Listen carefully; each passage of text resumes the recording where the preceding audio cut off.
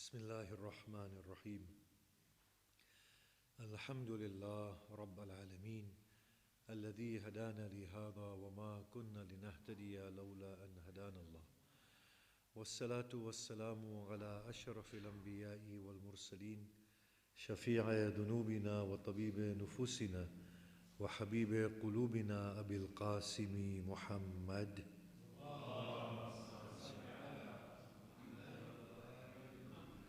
وآله الطيبين الطاهرين المعصومين المظلومين وأصحابه المنتجبين ومن تبعهم بإحسان إلى قيام يوم الدين. بسم الله الرحمن الرحيم. رب اشرح لي صدري ويسر لي أمري واحلل عقدة من لساني يفقه قولي.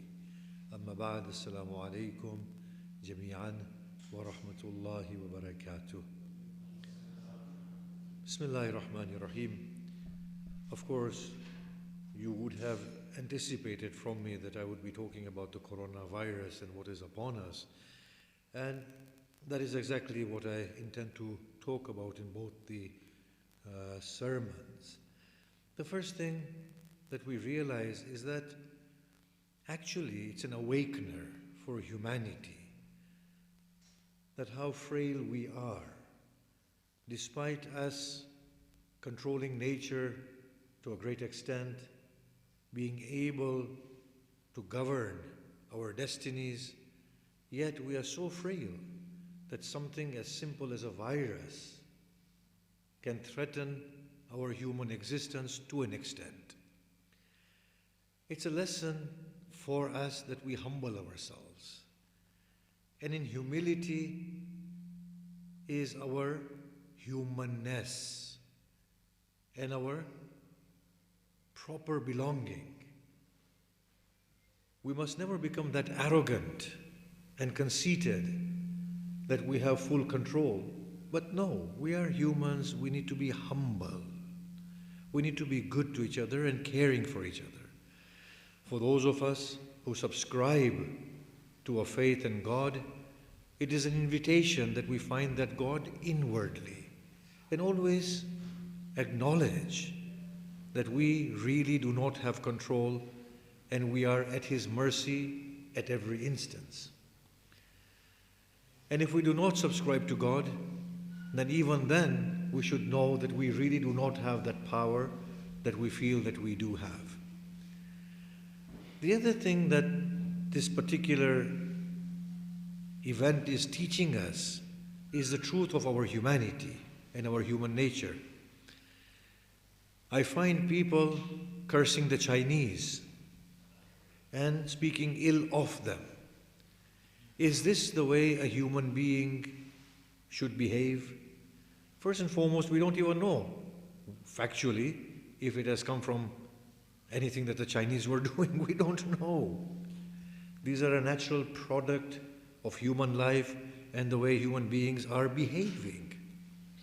But the way people are swearing at each other and cursing at each other, it reveals to us what is hidden within us. On the day of Qiyamah, Shaitan is narrated to be saying that don't blame me. I just called you, you came running to me. That corruption was already inside your soul. I was a mere test to test it out.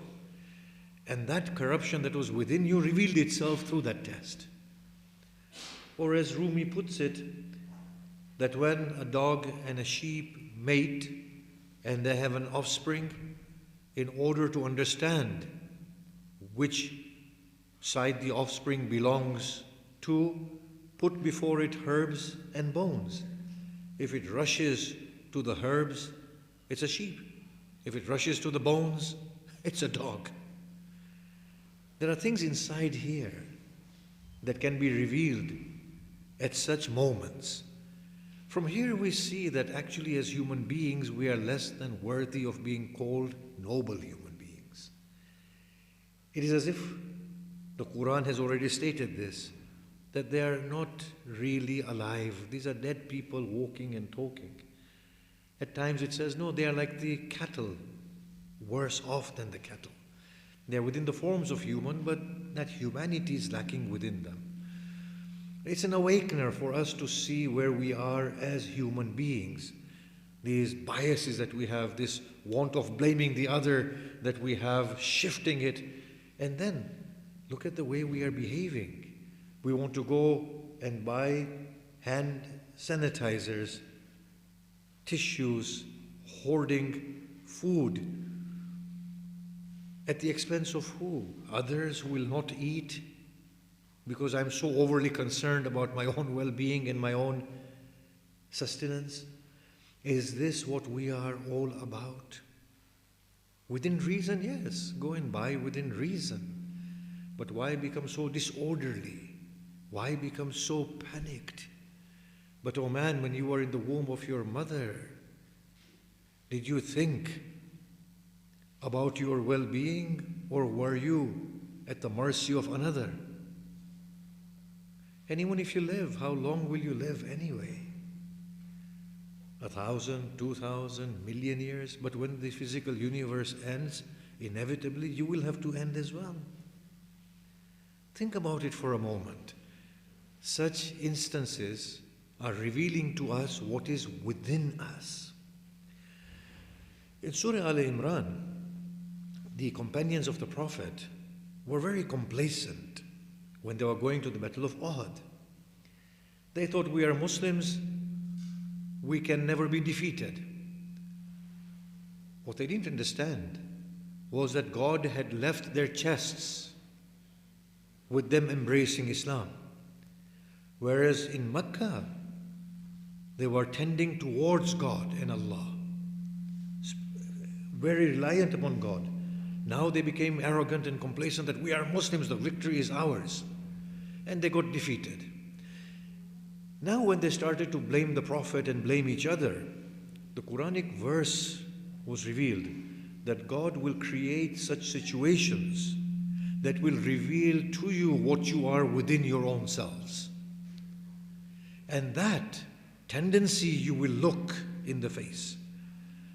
But was that a curse or a chastisement? No, it was an awakener. Because after that, the Muslim community inwardly reformed itself and became worthy of God. So such events are there as awakeners for us, that we realize our true status from within. So when people are gripped with panic, it shows that there is no security within. There isn't. If we truly believed what we said, that Allah gives life, takes lives, protects, makes us sick, makes us well, then there is no need for such panic. If we truly believe that Allah is a sustainer, we would not be hoarding in the way we want to hoard. In fact, we would be caring for the neighbor, for those who don't have anything. Think about this for a moment only. The coronavirus has been now declared as a pandemic, yes? So we are all afraid that we'll get it and we will all die. Alhamdulillah, at least the earth can have a new lease of life. Get rid of this virus called human being. In any case, has anybody spared a thought for the thousands of people that are dying every day due to starvation?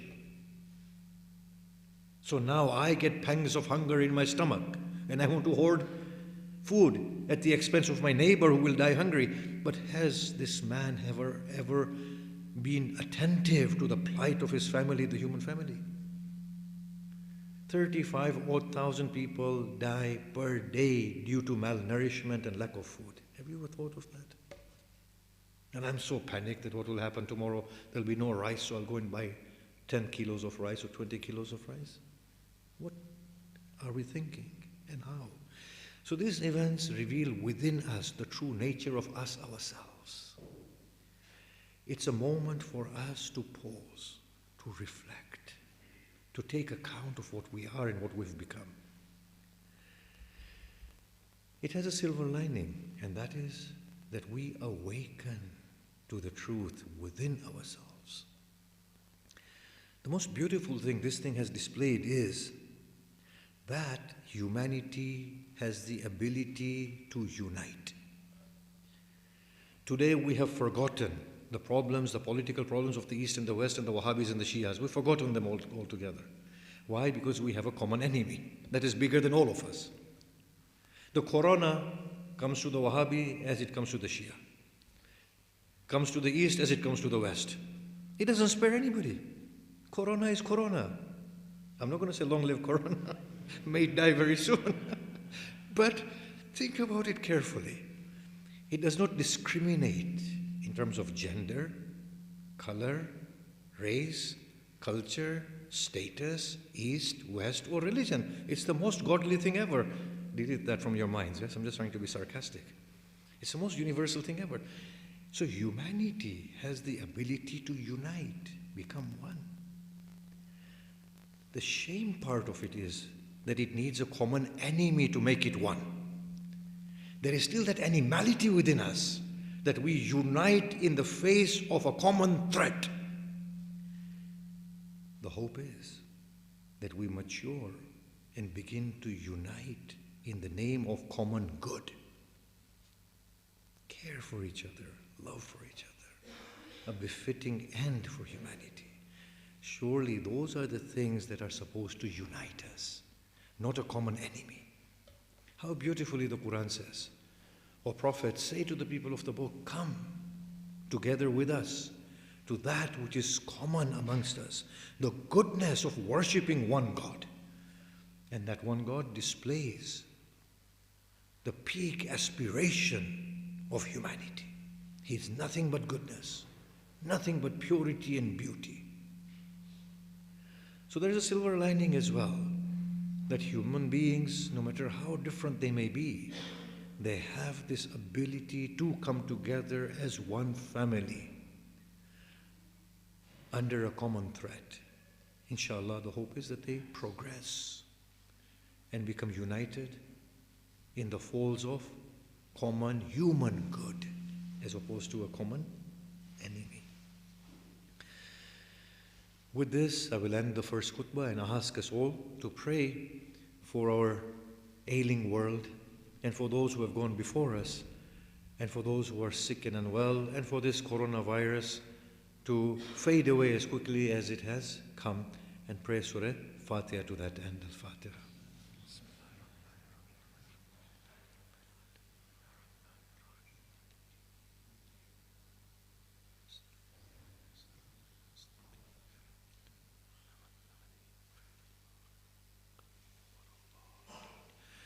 بسم الله الرحمن الرحيم والعصر إن الإنسان لفي خسر إلا الذين آمنوا وعملوا الصالحات وتواصوا بالحق وتواصوا بالصبر.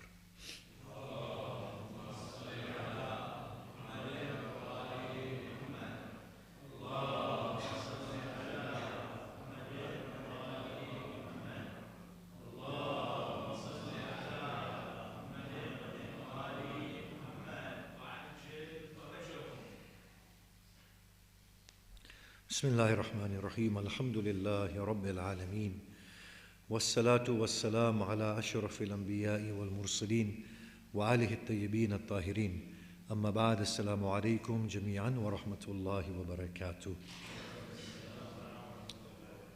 In response to the panic that is there about what will happen, I find that what Boris Johnson, our Prime Minister, is saying to be quite reasonable. That we need to see what is happening and we need to be moderate in our response. So obviously taking caution is a good thing. Not shaking hands, not coming too close to each other, maybe, not kissing each other on the cheeks. Of course, this is our culture with the Iranians and the Iraqis, and the Pakistanis and the Khojas have adopted it from them. It's a cool thing to do, but maybe it's better to refrain from kissing each other for the next few weeks until it passes over. I didn't mean to make it into a funny comment. So no kisses today. And maybe it is good that if we have come from certain countries or been in contact with people from those countries who have maybe the coronavirus, to go into self-isolation, to wash our hands regularly, if people who are old or unwell or very young children, to keep them away from crowded places. It's good to take these precautions. However, panicking and stopping public gatherings and not congregating at all may be an extreme response for now. We need to offer responses within reason. So, for now, there's no problem in congregating, in being together, so long as we take care as much as we can. Flu comes and it goes. People with strong constitution don't feel it. With weaker constitution, they go through it. Now, Boris Johnson did say that maybe, or maybe it was gestured, that maybe we should just ride it out. Now, if it's going to come, it comes. Okay, don't be careless, be cautious. But if it's going to come, it's going to come. Just ride it out. Just take caution as much as we can, but we cannot suspend normal life. So be moderate. However, the other extreme response that we have, that no, these are places of worship, we should congregate as we do normally and go and kiss the doors and the shrines, and ask a simple question. This is also unreasonable. If Imam Ali Salamullah alayhi was here right now, what do you think he would advise? He would say, look, if the dhari has germs upon it, don't go and kiss it. It's as simple as that. Isn't it? Prophet Moses used to become ill himself. We have this from the text. He used to become sick. The Prophet, blessed Prophet of Islam, used to become sick. The Imams used to become unwell. Now assume if Prophet Moses had flu. He is Kalimullah, you can't top him. He's one of those ones that stands at the peak of greatness. You just can't top people like that. Do you think Moses would have said, okay, come close to me and let me cough on you? Moses would have said to his family, acquire a distance from me for the next few days until the flu wears off. It's naive thinking from the religious community to say, no, we must congregate and, life, business as normal without taking any precaution. If a person knows that they are unwell, don't go to the mosque.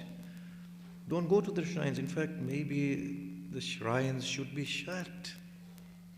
If we can close Juma prayers in Qum, then maybe the shrine by priority should be closed. This is Juma prayers, wajib, right? So there are these two extremes. One is not taking caution at all, and the other one is taking caution to the next level where we suspend normal life. There is a middle ground, moderation, response within reason. And that is what we need to offer.